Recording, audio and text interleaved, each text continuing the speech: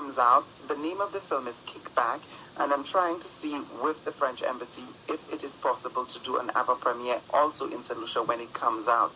So that we are working on the translation of the film, and then we'll see what happens. That sounds fantastic, Vincent. It sounds very exciting, but then again, you've never been one to rest on your laurels, have you? Why should I? That's what being an artist is all about. It's being able to share, being able to do what you like, and being able to use what you have to bring certain information to the public, especially one of the things that touches me the most is that I'm an advocate for child rights, and one of the things I do is speak out on pedophilia, actually. Yes, of course. And I was just about to say, you spoke of being an artist, and this is what you do. And I know that along with Camille St. Omer, yes. St. Omer, whom we spoke with, you are very, very vocal and very passionate about protecting the children. You can speak to that just a little bit, and I'll ask you some questions about your involvement with Camille. No problem.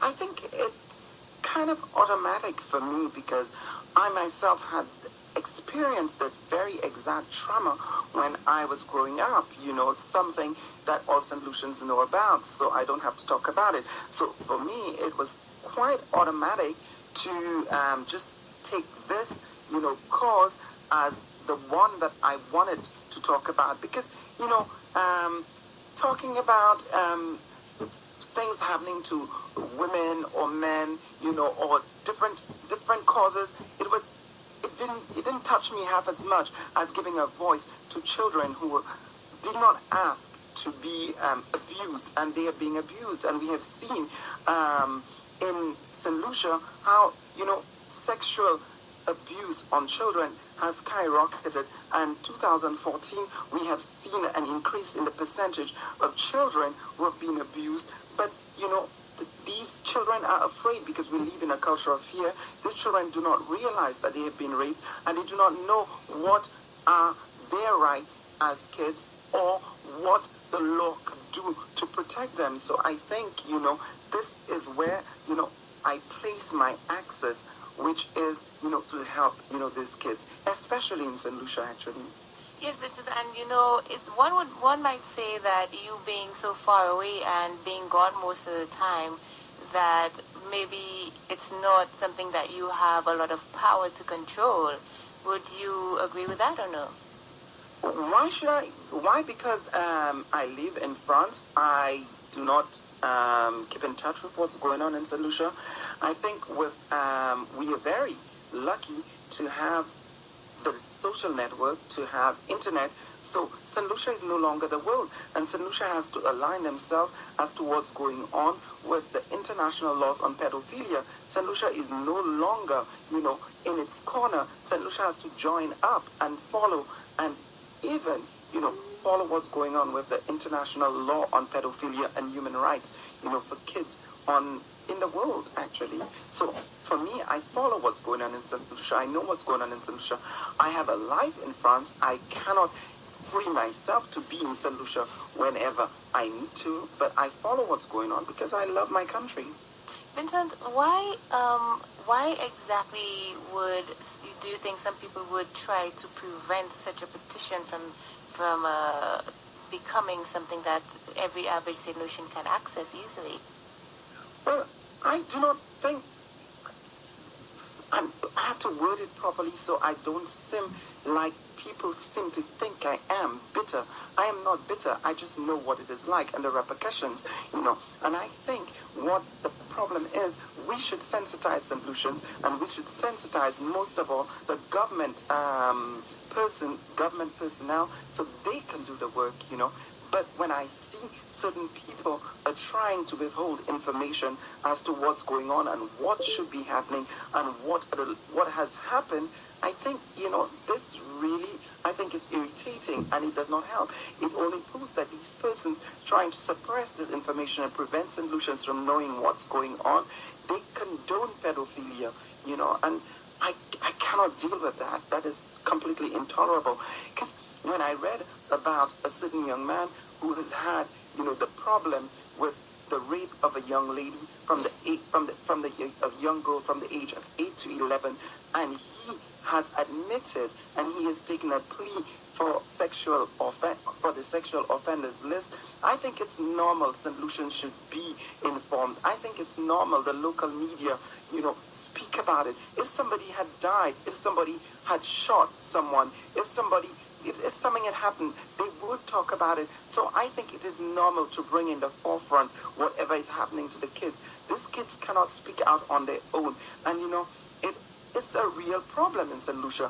People just tend to push it under the rug, and we cannot, with what's going on at the moment, I think we are the ones, these people, are the ones to give it a voice. So when I see certain people eliminating topics or eliminating, it's so easy to be red and yellow. It's so easy to take political sides. But, the kids are not red and yellow. They are kids. And we should think of that before, we think of our affiliation to political sides or whatnot as that, and eliminating topics, which is vital, to St. Lucians. For me, I felt hurt and I felt raped again a second time when I saw what this guy had done and what, other persons are doing, to prevent the information from circulating. But Vincent, last week when we spoke with Camille, what spearheaded the conversation was that St. Lucian, who had been living in New Jersey, but going very often to St. Lucia because he traveled. Yes, traveling back and forth to St. Lucia, absolutely, had been found and convicted and pleaded guilty to sexually assaulting his stepdaughter from the ages of 8. And this is something that happens very often. Normally, it's the person the closest to you, who assaults you. In my case, it was my uncle. So, you trust these people. So, I'm sorry, what's really sparked it is because this young man who committed these violent acts on the child, this inhumane, this criminal act on the kids, is just because he is, related to an actual minister, we don't have the right to speak about it. I think this is absolutely intolerant. And, to see people, because the minister, he is a brother to the minister, what does that have to do with the child? What does that have to do with, him his brother raping the child? You know what I mean? So, let's get our directions right. The main focus is a child. She did not ask to be raped, and she is not red, she is not yellow, and that's where my problem is, Yes, and Vincent, I just have to say as well that to speak for the other side of the conversation, the argument that was put forth was that the judge in the case had not yet allowed for the offender's name to be released, and that the article had to be written by the reporter after the judge gave the say-so. So it seemed that was the issue in contention and not the actual whether or not... Yeah, but the issue or not the issue, it happened. That's what's important. It happened. And the fact that it's happened and, names are out there, people should know. So I think it's normal, that a petition was made. I think it's normal that it's brought to the attention of St. Lucia, be it whoever he's related to, but a child was involved, and she could not speak up at the time. And this, something, it's a fact that he is related to the minister. It's a fact he took the plea. So saying it later or now, what does it prove? It doesn't prove anything. It still means that this child is hurting. And I think our governments should take responsibility, in this matter, and they should be the one coming out, and they should be speaking up, and they should be more serious. I'm getting a feeling the Robert Gate affair did not teach the government anything, which is rather unfortunate. Vincent, how did you and Camille come to be partners in this petition? Camille, I love what Camille is doing. I love her passion. I love her vocation. And, she's rather young, and Camille, she had, bouts with this particular person, so she knows what's going on. And not only this, I love what Camille is rather intelligent. She's very eloquent. She knows what she's talking about. And never once has she defamed anybody. And Camille is for justice and anything that has to do with justice. So when Camille called me up, I felt honored, to give her my voice and to give her my image and to advocate for so that this petition can go ahead and that this petition, the government, it should be sent to the government and the government should pay attention to it, which is rather unfortunate that, nobody is speaking up yet. Vincent, Camille is saying right now that you are a celebrity and an international rights advocate, and is saying that she's very grateful that you have attached yourself to this petition and is honored to have your support. I do not even know. I can only but thank Camille, because I think with causes like this and associations like this, I think Camille is well versed and she knows what she's doing. And I think she felt that I had a direct, problem with that when I was younger. So she felt that I would know exactly how to speak up, and she knew that I would voice my opinion, because something solutions know about me is no matter what I do or what I say, I state facts. I never lie on anyone or lie about things like that. So I know what I've been through. I know what I should do, and I could not sit back and be silent again about something. Do you realize that our silence means that we condone, what's going on? So I am not one to look the other way when I know what's right. If I know what's right, I will do it. I will do what it takes to make it right. And, I save the child, you save the child, at every solution that is looking away from the problem is about to save. If they look in the right direction, it could be their own, and it has nothing to do with a color of a party. I am not affiliated to any political party. I am doing it because I have a voice and I can do it. Vincent, why do you think that yours or Camille's involvement either way makes people feel like there's a political bias or political affiliation? Simply because I think, it had because it was mentioned that it was connected to, I want to say it right. Simply because, the person who committed this vile act is the brother of a minister, and that's a fact. You know what I mean? I'm sure, if, the persons who had taken off the record or had removed, this post, from the Facebook page, if it had been probably somebody from the opposition, probably they would have left it on and vomit their hate like they normally do, because that's what it's all about. It's one side against the other, and Camille and myself are not affiliated to any political party.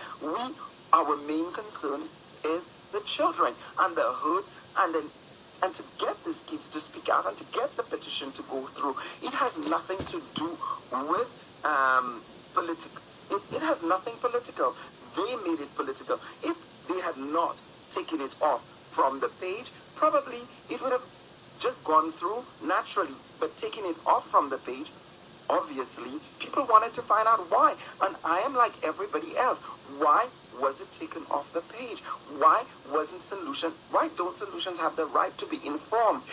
When this page say they're aiming for progress, what is aiming for progress in trying to oppress solutions and keep information away from them? I don't believe in this.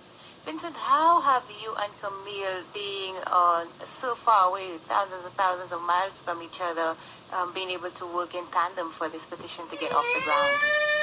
Well, I am, again, thanks to Skype and thanks to the social network, we can see each other, we can speak to each other very often, and she keeps me abreast of what's going on. She has done her research, she has done immense amounts of research, and I can only but say bravo to a young woman, who is giving so much of her time, to children. She has a child. So every mother or every father with a child should take this on and should sign this petition. I think it's It's your job. It's a homework. You should do it because your child could be the next one, and helps, all what Camille and myself want is to stop, the rapid, and rampant, pedophilia cases that are happening in St. Lucia. Certain people, they escape St. Lucia and they go overseas, because they have committed certain things, and then they go overseas, then they buy some kind of new conduct, overseas, and they come back to St. Lucia, and they come back to St. Lucia very often, and, I think it is really normal that this register should be made, and it should be made public. That way we are aware of who is who and who is not when it comes to our children. You doing what you want to do with somebody that's older, that's your business. But where a child is concerned, I will not stand for it. Vincent, do you feel like you have an adequate voice, and do you feel like you are heard when you speak out, or do you feel somehow dismissed from time to time? I don't think I'm dismissed. I think I'm bashed because I'm saying the truth, and certain people don't want to hear the truth, because it's always the bearer of the truth that is bashed. You know what I mean? Because certain people just do not want to listen to the truth, and that's it. And we do have a problem, and a growing problem, and a rampant problem with child abuse in St. Lucia. And I think, it's not only Camille and myself who should be taking it on. I think the moment, our leaders takes it on, and the press takes it on, I think then we are starting to heal the problem and to give a voice to these kids, because they cannot express themselves, they cannot say it. And somebody, I must say a really big thank you, because he did a really lovely article which is very coherent and very in keeping with what is really going on, is Norbert Williams. His article that came out on his blog recently is really good, and I just don't understand why, certain people just don't see it that way. Why it must, I did not make it political. I will, when I come to St. Lucia, I will go see the Prime Minister, like I did at the time I had a problem back then. I will go see the responsible persons in the government or in higher places to speak to them and try to get this more visibility.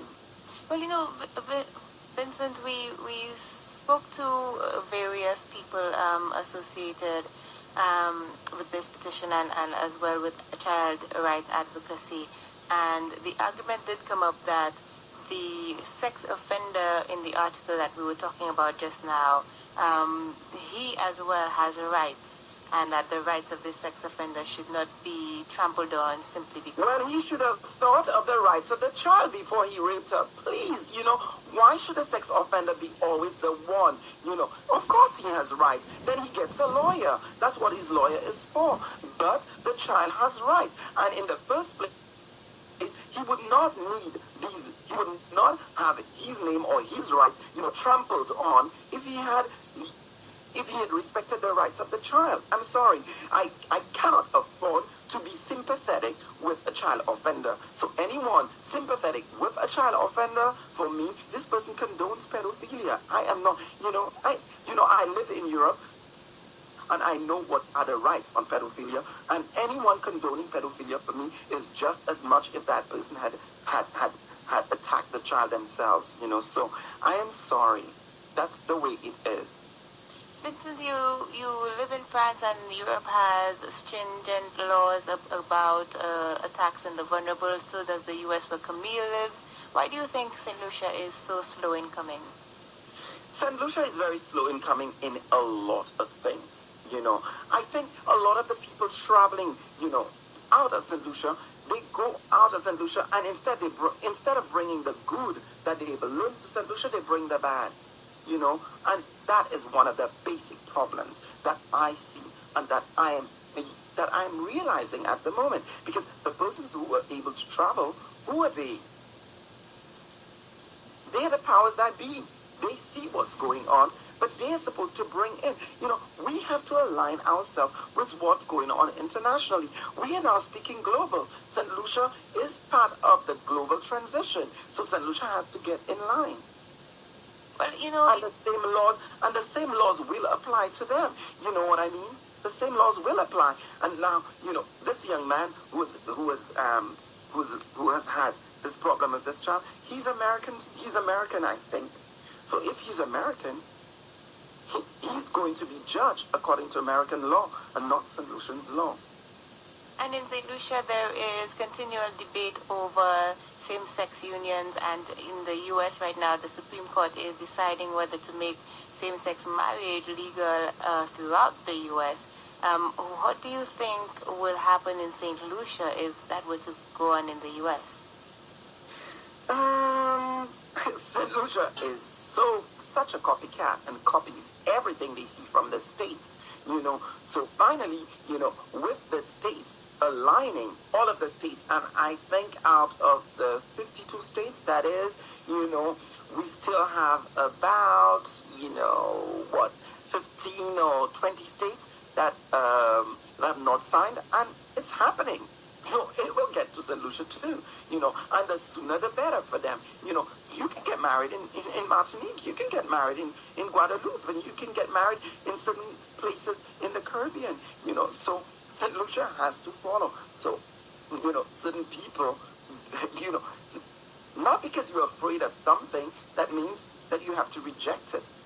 Not because, you do not want it to happen, that it's not going to happen.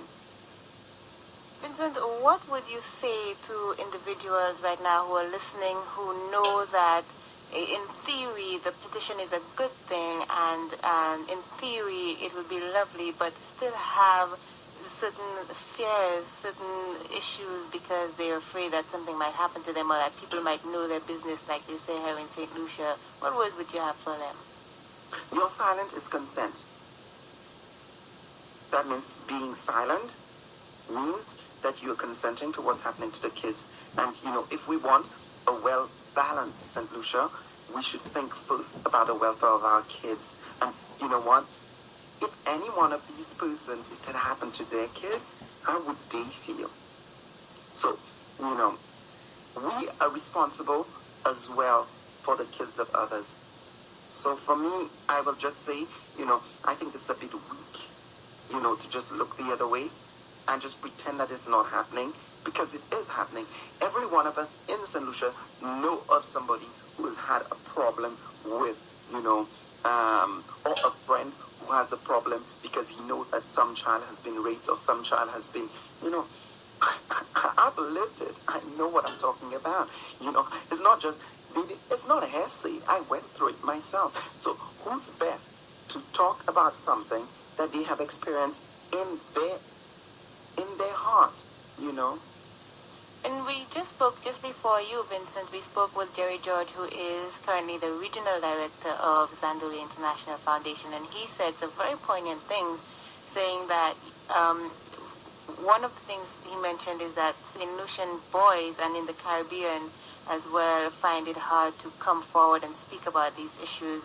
And in fact, what we have is a lot of young men who are suffering in silence, because where do you go to speak about such matters, and who will have an open air for you when you're speaking about something like that? I so love Jerry for touching this, because I think the problem really is there. The amount of boys, go to our jails and ask some of the men in jail, what would their child would like? Because a lot of these boys suffer in silence, I agree. But do you realize that if a boy gets raped, it's even harder for him, to speak up, because he's afraid of being stigmatized as gay. And in our macho St. Lucian society, where people still, say, like I heard a guy spoke up on this famous Facebook page, and he was like, do you want, I have a clear policy on fags. How homophobic can one get? How could Wayne, Vitalis speak like this? I think this is just so disturbing. In 2015, people speak like this, where there are lots of boys who have been raped, and lots of boys who are suffering, and lots of boys who does not even know where to go or where to turn, because there's nothing in place in St. Lucia, that could come to aid of these boys, for these boys. Nothing. Do you realize in St. Lucia we have nothing in place? The only person we have who is really working, and advocating is Flavia Cherry, and she's doing a fabulous job.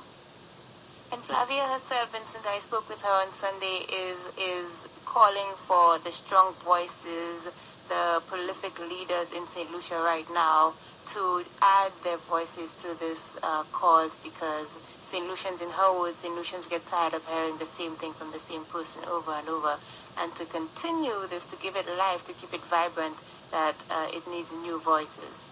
I think so too. And you know what? St. Lucia has a lot of young, up-and-coming, able politicians. Some of them give their voices to, some of them bark at every train that passes, and it's of no use, So probably they should bark for the right cause instead of barking just for barking's sake, because, it's all about political.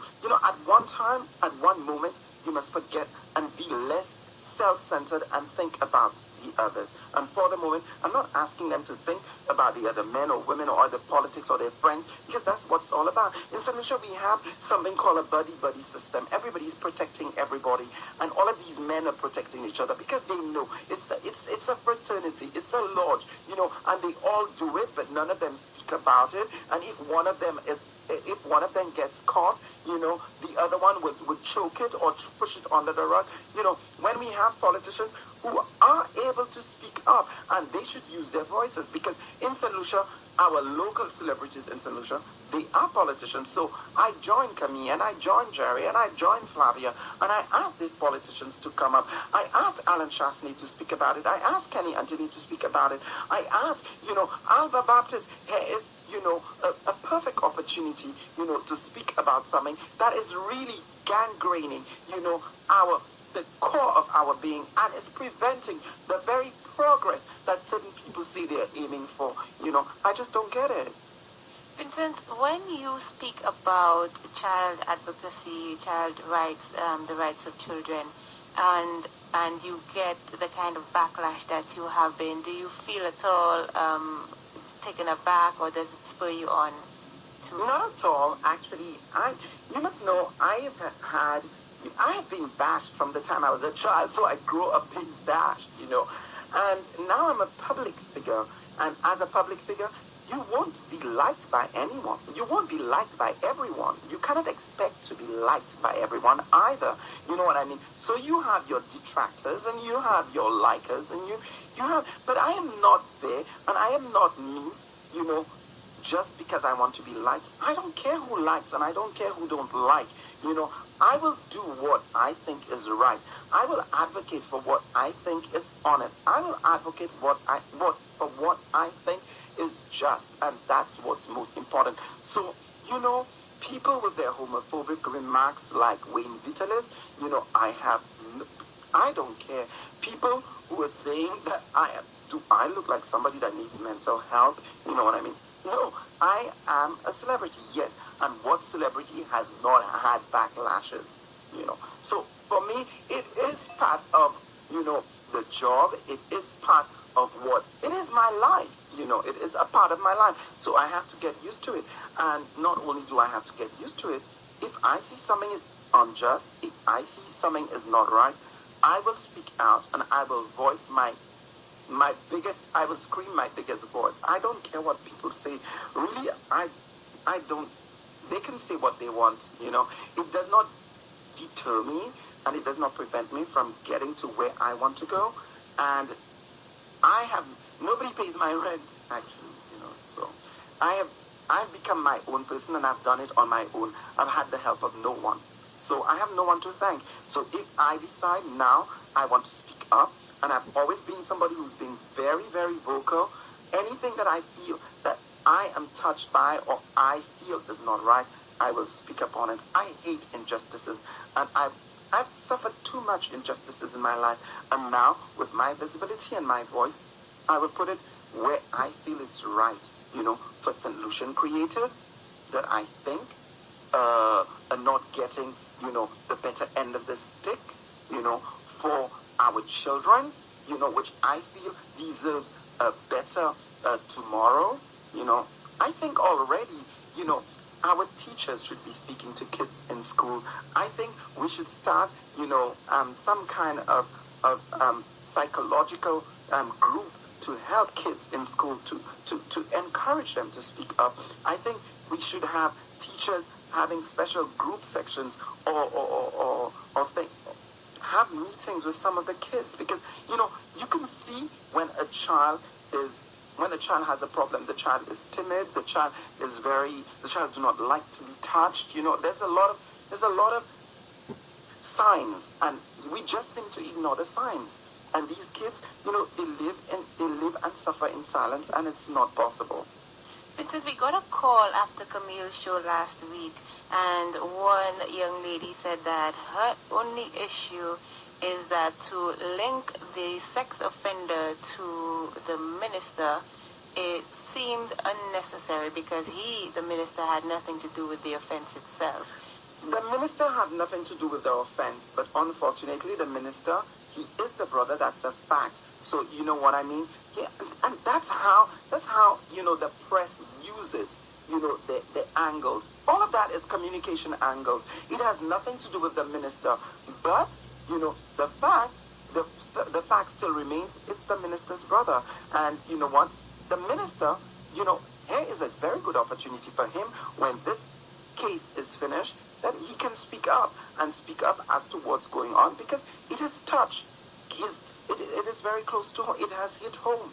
The fact that it has hit home, then probably he can make a difference. Probably that's a start. You know what I mean?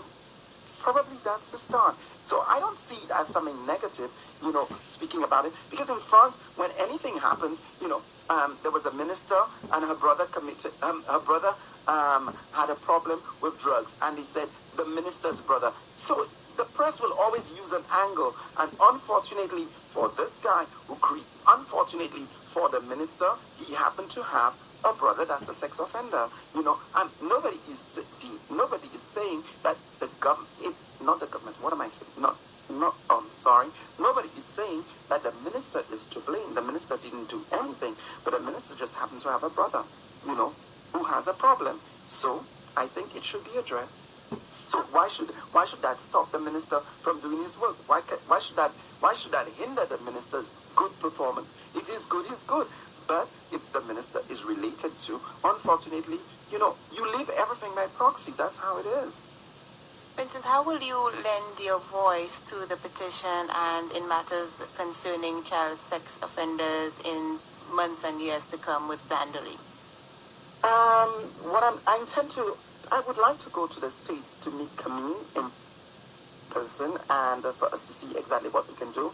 And probably I am working on some things that I hope will come to pass, in the next few months, so that way, probably what we can do is, if the petition, we will continue to advocate for that petition to go through, and if it goes through, then probably we can work with the government together, hand in hand, and create, small cells where, these kids could speak up, or they could get the help that they really need, and also direct, children to Flavia, who's doing a very good job. She's doing a really, really great job. Vincent, have you had a lot of people who've decided not to sign the petition for various reasons? Not on my end. Not on my end. Everybody I've spoken to, have done it, and I am advocating even to people that, I do not know, but most of the persons that I have spoken to have signed the petition. I cannot see why somebody wouldn't sign a petition like that. I think I don't get it. I just can't get it, because it's so easy when you put, a political topic, everybody is giving their opinions, and where the petition is concerned, people are very slow. I don't think so. Camille started that in less than a week, and she has already 700, I think, signed. I think this is really, really good. We don't expect to have 5,000 or 10,000 in 1 month, but we will get there. Slowly but surely, we're getting to where we want to go. It's not fast enough, but if we all do it together, and if we all lend our voices together, we can make it happen. Because Camille on her side, me on my side, we cannot do it alone, actually. And do you think that the rate of education that's happening in St. Lucia will give us a clear path to actually fixing or solving or at least making a dent in this serious situation, Vincent? I think really what we should do is the Minister of Education should, call the necessary persons in the educational system, and he should put, in place a cell, an emergency cell to help these kids or to detect, kids that may have had problems and help these children to speak up and to help them. These kids, they need help. Unfortunately, I am aware of the problems we have in St. Lucia because a lot of women, stay with their not spouses probably or with their boyfriends, and they are aware that their kids are being violated, but because these women have no other financial backouts, they allow it to happen, but, what about the kid? What about the child? What about the boy? What about the girl? You know what I mean? That's for me, I don't know. I just feel so raped, I just feel so raped that anytime somebody condones, I just feel so raped. Anytime somebody oppresses, I just feel so raped. Anytime I hear somebody has raped a child, I think it's so unfair. And everybody who has suffered this and is now my age or has been raped before, they are feeling what I am feeling now. And I think it's high time we address it as a nation. We address it as a people, and not divided, not yellow, and not red. We do it as a people. Vincent, I have to ask you this. I heard Camille mention it last week when we spoke with her, and Jerry George touched on it just now. Do you believe that sex offenders really cannot help themselves? No, they cannot help themselves. A lot of them, they need drugs to help them, to help the testosterone drugs, but it's something that is in them, and I know about it from working or meeting with sex offenders myself. It's a disease, it's a sickness, and they really cannot help it. And the minute that they smell a child in the area, or the minute they feel that something, it comes back. Even if they're trying to suppress it, it comes back. It really comes back. It's just like a man that is desperately addicted to sex. Every time he sees a woman, or if he likes men, he sees a man, it just happens. You have that feeling in your groins. And, I agree with Camille, and I agree with Jerry. This is something that they cannot help. It's in them. It's a disease. And, it's just like, sometimes, somebody with HIV, if he's sick, he's sick, and he needs help, or he needs to take his HIV drugs, every day. And I think somebody who is sick that way, a sex offender, he needs to take his drugs as well. The minute he's off drugs, or he feels he's better and he's off drugs, it will happen again. There will be relapse. It would be, there would always be a relapse, so, because the temptation is all around. Well, I asked that because in St. Lucia and probably in the wider Caribbean, when someone is known to have committed tendency, exactly. One of two things happens. One is it's pushed under the carpet and forgotten forever, or which is not right, because that does not help the situation at all. Or two, somebody from the neighboring village or community comes and hurts the person, and there is an argument out there that people don't report it for fear that they might be physically hurt, because it is seen as a choice that you make to go and attack the child as opposed to something that you are unable to help. I am sorry, there are laws protecting the child. There are laws protecting the offender. If it goes through the right channels and it is done properly, I'm sorry, it should be reported to the police. It should go to the justice, to the Justice Department. It should be reported, and then the Justice Department decides what should be done about it. the sex offender should go to jail or if he needs help. I do not know if in St. Lucia we have the possibility of helping psychologically and with testosterone drugs, to sex offenders. I know in the metropolitan countries we have it, but I do not know for St. Lucia.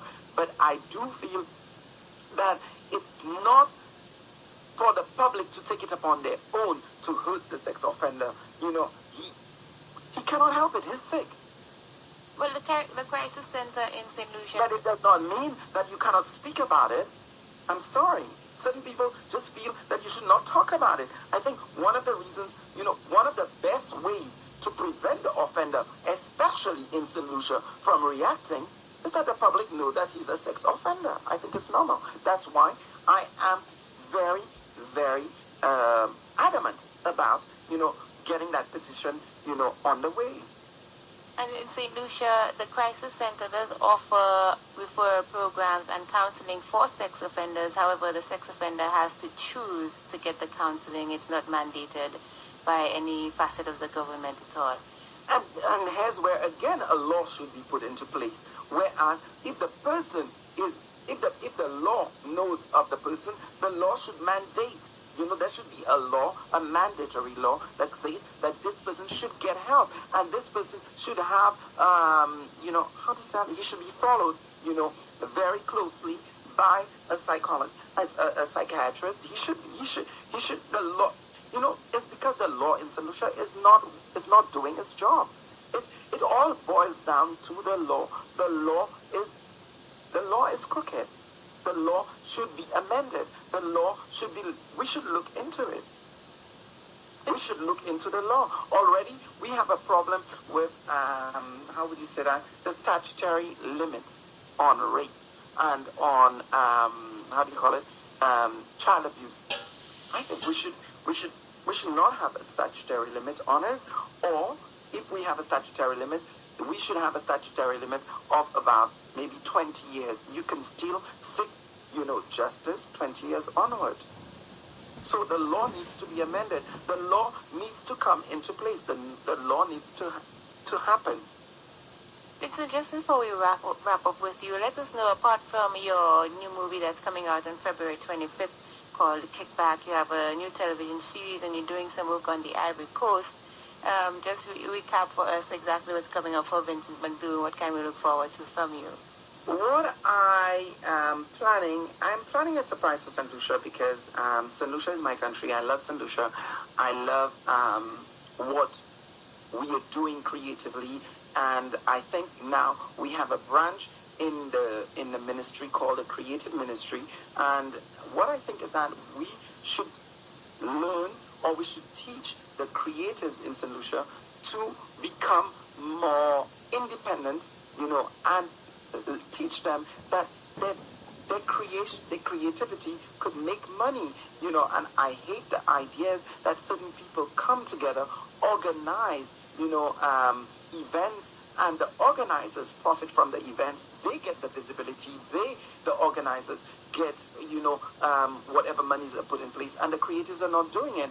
I think our work, should be put on, our work should be displayed, but not only should it be displayed, they should be getting the different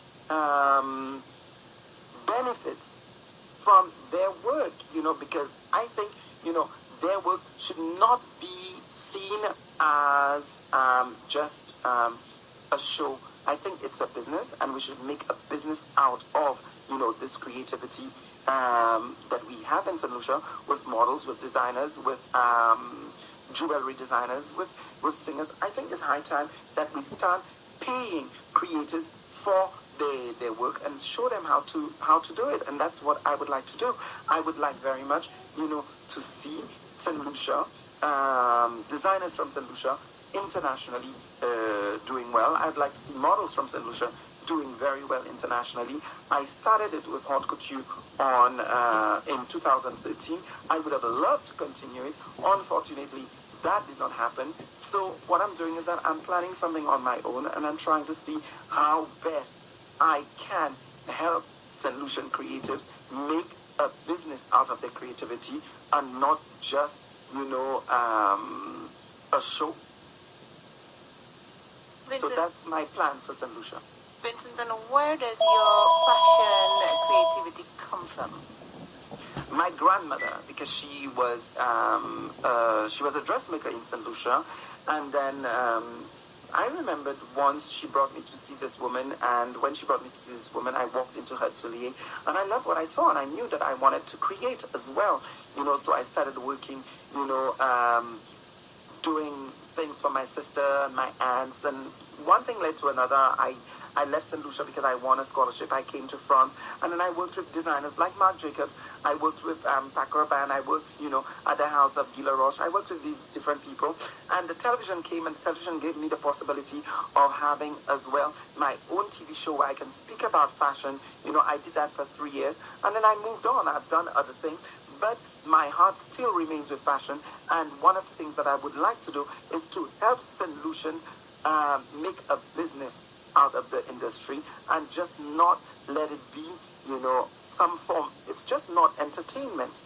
It's also a business. So I want to help them, professionalize, their creativity and not let it be just entertainment. And it's something that we've heard many, many creatives in St. Lucia talk about for a very long time, that the appreciation factor is lagging. It's lacking. Yes. That I've seen, because let me tell you something. I did haute couture when in 2014, and what I saw a really creative solution. Models, and I worked with them. I saw because we have a model in St. Lucia called Tara Edwards. She is just incredible. We have another model called Tangi Maria. She is just divine. We have models in St. Lucia. We have one called Keisha Alexander. We have a boy in St. Lucia called, two boys in St. Lucia called Kurt Wells, and another guy called Ed Richards. And these boys have what it takes. But unfortunately, we do not have, anything in place. And that is why I would like very much to speak to the creative minister and see what I can do to help these persons or help that industry move on. I think I have nothing to prove to St. Lucians when I say I can do what I can say where fashion is concerned. I have set a certain standard. That standard was lacking in 2014. I do not know what's up with 2015, but I think because I was told that haute couture now tenders are being sent out, and these tenders that are being sent out, in fact, is now, if the tender is accepted, is the person sending in the tender who has to organize the entire show, meaning that person must train the models, find the designers, international and foreign designers and regional designers. That person has to find the lights, has to find the space, and all of that is being done under the umbrella of the St. Lucia Tourist Board. The St. Lucia Tourist Board apparently, and I do not know if I do not want to advance too much, apparently, will not be the ones organizing the show, and it is open to anyone. Anyone can come to St. Lucia and give the tender. Anyone with the money can organize the show, and it's being organized under the umbrella of the St. Lucia Tourist Board. I don't get why then you don't have to do haute couture during the jazz festival. You can do it at any time of the year because if the Tourist Board is not paying for it. So why would the government of St. Lucia be putting so much money into the jazz festival, and somebody else must come from outside with a tender, and he has to take care of all what the Tourist Board used to do before? That I'm still trying to understand that, because if someone has to send a tender, the person has to bring in also maybe foreign models to work with the St. Lucian models as well, bring in the designers, bring in buyers, organize the trunk show. That's what they call it. So it's rather confusing this year. So I'm waiting to see what's going to happen. All of this is helping me better what I intend to do, or my vision of fashion, or the vision that I have for creatives in St. Lucia, and that's what I'm trying to bring in. That's what I'm trying to organize as well, with the Americas, and trying to get the proper, channel to do it. And I I've done it here in France with Labo Ethnique, which I brought Lynn Bristol, and I brought Tangi Maria over here to work with me on it, and Annalise Dees. So I brought in the designers from the other Caribbean islands, like Heather Jones and also Sinisha Myers from St. Vincent. You know, so yeah, I know I can do it. I will do it. You know, I'm just trying to set up, you know, the right, I'm just trying to find out when is the right moment and to do it with the right sponsors. So there is hope for our creatives, and I think, you know, I will do all I can. And I'm not the kind of person that gives up that easily, you know, so I will speak to whatever government is in power. I will speak to them. I will go to them. I don't have a problem with the tourist board. I have a problem with certain people at the tourist board that don't understand, who is not fashion savvy. I think they are rather incompetent where that part of the jazz festival is concerned, and they will not listen to professionals. I have a problem with that. And I think the monies should be put, the monies are not going in the right place. The monies are going to the wrong, the monies are there, or it was there, and it's not going in the right place. I think if the monies went into the creators, and if the monies were used properly and directed properly, we could do something that could be a real business or a real fashion industry in St. Lucia, because we have the possibility to do it. Well, looking forward to seeing you hopefully maybe sometime later on in 2015. Vincent, I will be in St. Lucia because I need to come and check out certain things, so I will be there, yeah. We would then thank you so much, Vincent. It's been a pleasure absolutely talking to you for the last hour or so. And just to let you know, Camille messaged me over on our Facebook page, adding to what you said, that the sex offenders cannot help it. It is a form of paraphilia, which is classified by Wikipedia as a sexual perversion or sexual deviation, and is the experience of intense sexual arousal to atypical objects, situations, or individuals. So, exactly, and that's something that, you know, we have a problem in St. Lucia, and the problem is we should educate our public. And certain people, they know it's right, they know they have that information, but they will not give the information to the public. And that's where the press, you know, should not be bought. And that's where the press should be doing their work as the press, informing the public, you know what I mean? And unfortunately, you know, we say we have journalists in St. Lucia, but I can name a few. For the moment, I rather not speak about that. Yes, I believe that's a better choice to leave it Yeah. right there. And speaking of leaving it there again, we extend our gratitude to you, Vincent. Hopefully we'll be speaking to you again after the sex offender. We were speaking about his actual... on March 13th, on March 13th. We will have the final countdown will be on March 13th, so we will know about all of that. Exactly. The final judgment will be made then, and we'll speak to both you and Camille and possibly Mr. George again. But right now, again, I just want to say thank you to you, and hopefully we'll see you again at the end. Thank you for listening, and I hope, you know, this really created some kind of movement, and St. Lucians will understand, you know, the urgency, you know, in which, you know, we need absolutely to start a conversation and start something. So the first thing to do probably is start by signing the petition. And that can be found on zandoli.org. Exactly. Thank you very much. Thank you, Vincent. Have a wonderful afternoon. I have to say afternoon because you're 6 hours ahead of us. So I know. Yeah, so we just hit 10 o'clock here. What time is it over there? 6 hours? It's 6 hours just now. I'll tell you that. It's 3 o'clock in the afternoon, and I think it's 10 o'clock for you guys, no? It's 10 a.m., yes. It's 10 a.m. here. Well, guys, you have a good time. Thank you for listening to me. Thank you for giving me the opportunity to speak to you guys.